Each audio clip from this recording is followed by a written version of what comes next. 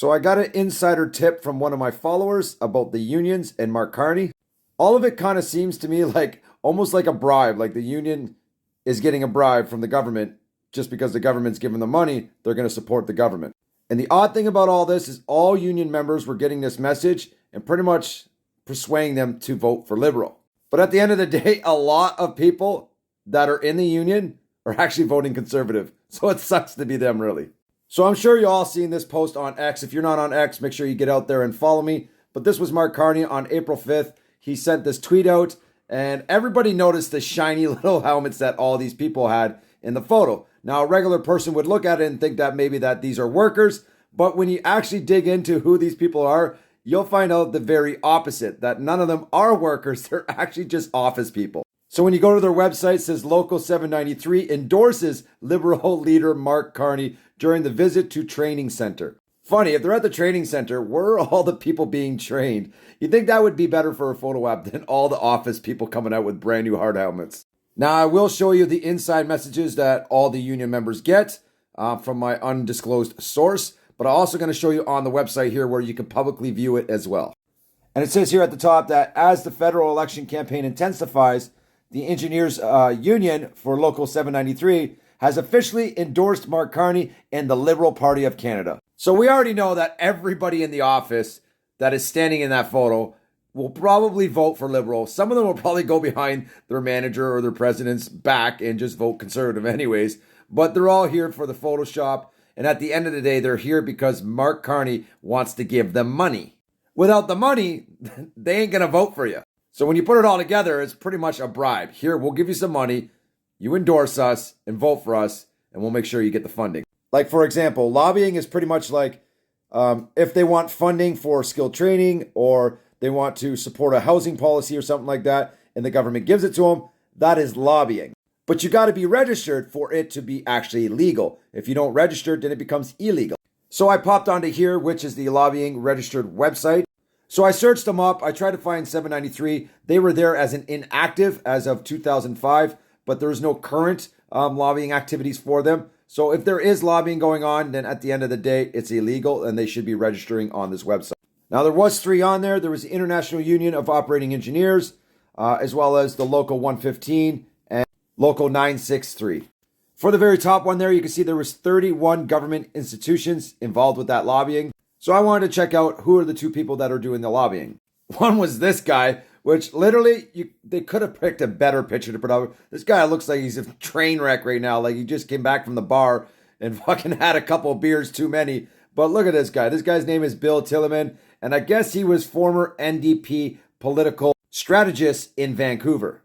And the other guy was John Downing, which is the general president of the International Union of Operating Engineers. So I would assume that this is like the top guy of them all.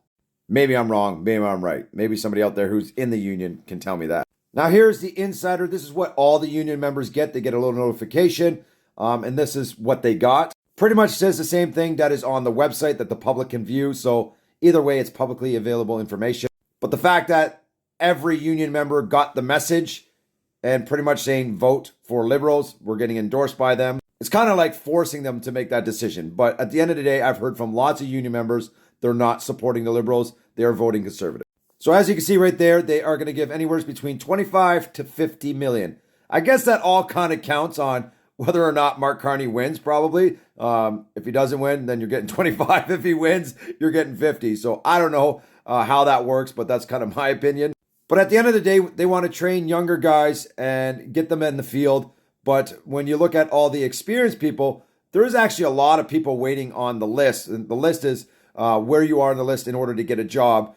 And a lot of people are waiting on the list that are experienced to get work. So it's my understanding that there's not enough work out there. So if they want to train more people, they still have to give more jobs in order to give those people some positions. Otherwise, they're going to give all these new trainees these positions while all the experienced guys are doing nothing. So it's good and all to train people, but you still got to provide jobs. But I guess Pierre Poilievre has got a lot of backing too from the labor's union, which part of Pierre's plan is to train 350,000 new workers in order to help strengthen our economy.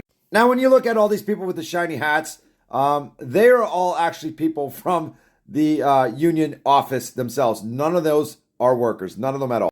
Like, for instance, that girl is the business representative for the 793. Her name is Tori. These other two guys here in the back, one is Steve Booz. The other guy is Jeff Hewitt. This guy with the 10 chins, he's the business manager, so he's probably the one setting up the deal. But when you compare them, you can see in the back, everybody's got a shiny vest. Everybody's got a shiny hat. You can tell they have never did a day of work in the field at all. And if they did, well, they just don't get dirty. But here's the difference with Pierre Poilievre going to meet actual workers. Look, he's a legend. The guy's signing this guy's hard helmet. Taking a picture with these two guys. And you can see everybody at the top there. All their helmets got stickers, which I've been in construction for a lot of years of my life. And yeah, when you get stickers from your union or you get stickers from your job, you stick them on your hard helmet. That's kind of how it works. So you can see all these people out there. A majority of them have stickers, some of them don't, but their helmets are not shiny and their clothes are not clean. So even you got a picture here shaking someone's hand, it still doesn't clarify whether they're workers or not, Mr. Carney. You got the support from the office people, not the workers. There's a big difference there. So even though that the union endorsed you, it's probably because you're going to be giving them $50 million. And in my eyes, that's kind of like a bribe. Here, you come and vote for me, we'll give you $50 million. So I thought I'd share this with you. Somebody gave me a tip on it, so I made a video. As always, what do you think in the comment section?